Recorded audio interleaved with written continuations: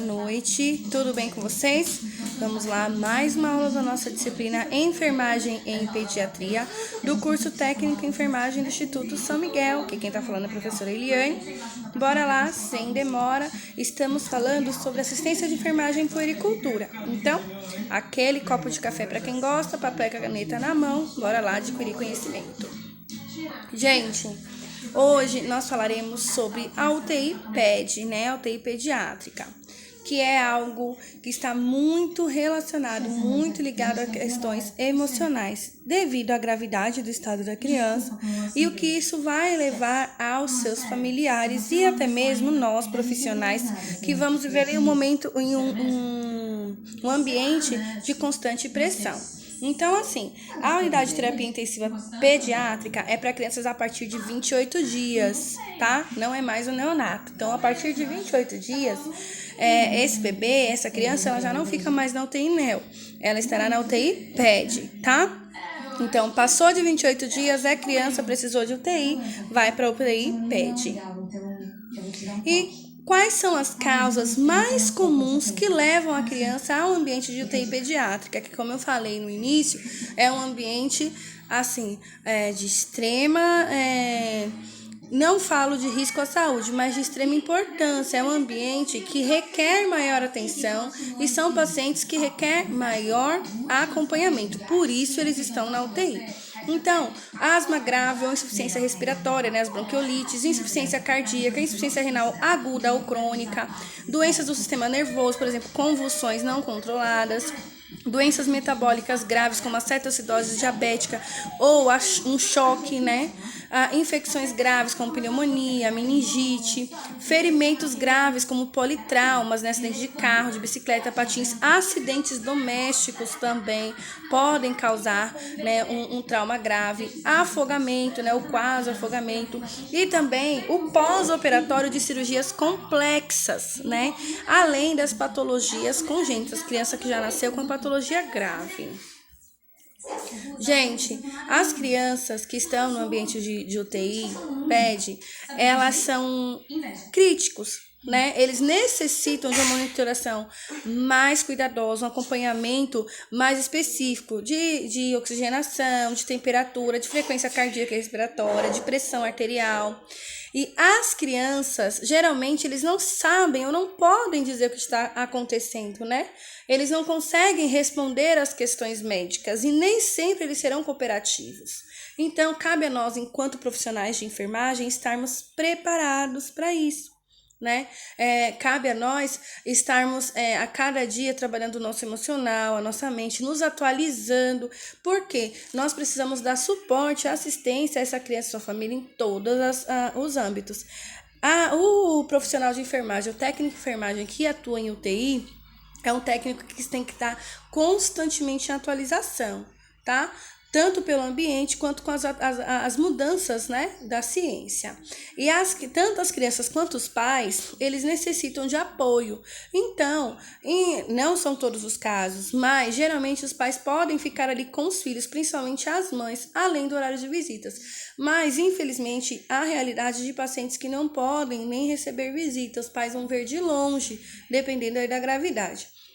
E é claro, a internação de uma criança no ambiente de UTI ou a transferência de uma criança para UTI é um momento muito crítico, um momento de ansiedade, de angústia, que é vivido pelos pais e pelos familiares. Tem toda aquela questão do preconceito de não saber o que é a UTI. O familiar, ele provavelmente vai entender que a UTI é sinal de que o filho já não tem mais jeito. Ele não vai entender que é porque o filho terá uma maior atenção. E essa função também é nossa, esclarecer isso. Tá? Olha só, coloque-se neste momento no lugar de um pai.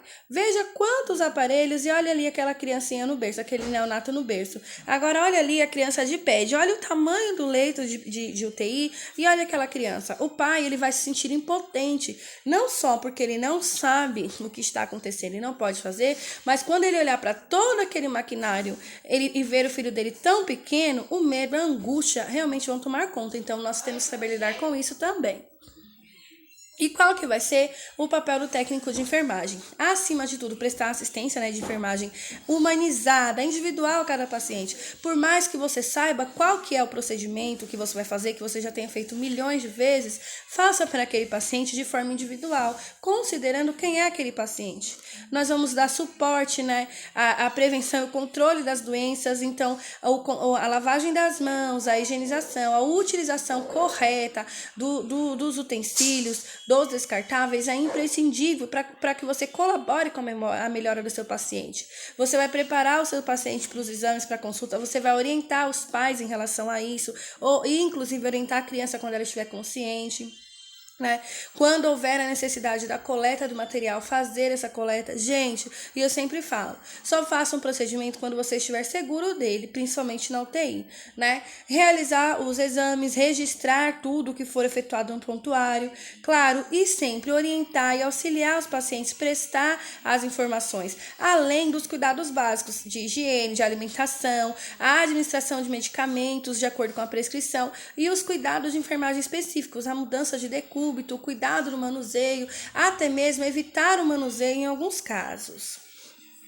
Verificar os sinais vitais e as condições gerais do paciente, gente, principalmente no ambiente de UTI, porque a criança, assim como ela se recupera muito rápido, ela pode evoluir com piora muito rápido. Então, a monitoração na UTI, ela é imprescindível, ela é importantíssimo. Preparar e administrar as medicações, seja ela por qual via, confirmar sempre, né, a medicação, o nome do paciente, o leito do paciente, a via de administração e a quantidade que deve ser administrado, que são os 5 certos. Cumprir as prescrições de forma perfeita. Quando eu falo perfeita, você está dizendo que eu não posso errar? Eu estou dizendo que você deve seguir exatamente a prescrição. Eu acho que aquela criança não está com dor agora, então eu não vou fazer esse dipirona. Nós devemos seguir a prescrição de forma específica, sem alterações, a não ser por ordem médica, tá? Quando for necessário fazer a movimentação, o transporte do paciente de maneira segura, adequada, sempre considerando o manuseio com cuidado, né? Está sempre pronto para atuar nas urgências e emergências, porque no ambiente de UTI uma parada pode acontecer a qualquer momento, ainda mais do que na emergência. Manter tudo registrado, gente, tudo. No caso de centros cirúrgicos, o técnico de enfermagem ele vai ser o circulante de sala, é ele quem vai cuidar da instrumentação. Fazer o controle do material é função do técnico também, além de requisitar. Claro que o enfermeiro ele vai estar ali para controlar, mas é o técnico quem estará usando luvas, toucas, pinças. Então, esse controle também é função do técnico. Controlar os equipamentos e medicamentos que estão sob sua responsabilidade, porque geralmente em UTI são divididos os pacientes. Então, os itens de uso do seu paciente serão de sua responsabilidade. Então, você quem deve fazer esse controle também. Manter os equipamentos da unidade organizados. Gente, é importantíssimo você cuidar do seu ambiente de trabalho para que ele fique adequado, fique limpo, para facilitar, otimizar, né, a sua ação. Né? Fazer as atividades de desinfecção, limpeza e esterilização dos equipamentos quando necessário, né? E a distribuição, se essa for a sua função dentro da UTI, né? Quando necessário, informar sobre a necessidade de aquisição de novos equipamentos e fazer as campanhas de aleitamento materno para as puérperas que ali estejam, porque existe todo um medo da mãe em tocar um filho, em prejudicar. E também algo difícil, mas que é muito necessário, que é preparar um corpo, né, após o óbito. Olha lá, gente. A importância do cuidado da função, a importância do técnico.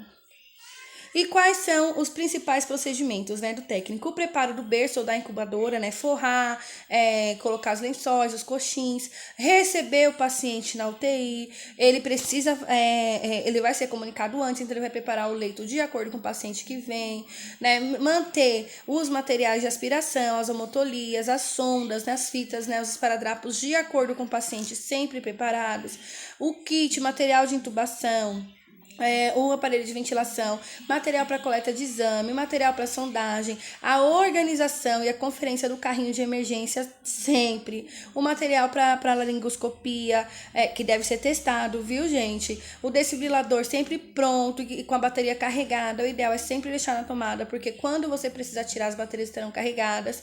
E também o material de higiene, né, de banho do paciente, material de punção, os eletrodos para eletrocardiograma e também suporte de soro sempre a postos. Essas coisas, essas funções são procedimentos que o técnico realiza.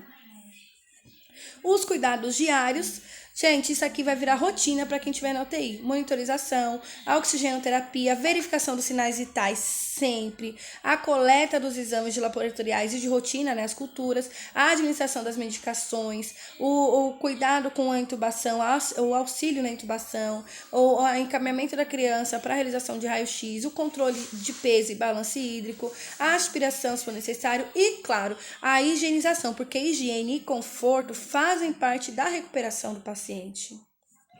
Gente, para um adulto já é difícil.